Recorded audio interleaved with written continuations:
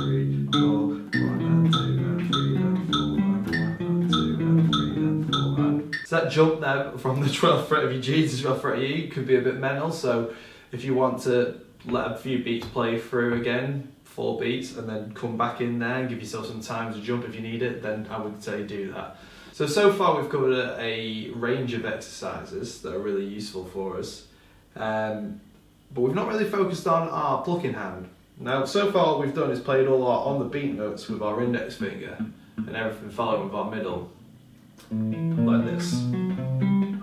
But we can now take everything we've just done and redo it all again with economy picking. So that is basically following through with the finger. So there is no right or wrong answer when it comes to your plucking hand, and if you're playing economy or alternative, everything has its, its own purpose, and it really depends on what you're playing. And you should always break down if it's your own music itself or something you're learning or basic exercises. Always don't just start trying to play straight into it and guess it. Really think about how you can help yourself. You might be playing some scale stuff and it might be really easy to do economy picking, but then you might have a faster struggling bit there, and you might end up landing on the wrong finger, and it might make it a lot harder. So always think about what you're doing with that. But for all this exercise stuff, it works. I say let's do it alternative, and then let's do it all economy. So we'll go back over everything else again. But I mean, you'll do that in your own time because it's probably already 16 minutes. But I'll just show a quick example of it now with the basic stuff, and I'll just play slow and then fast.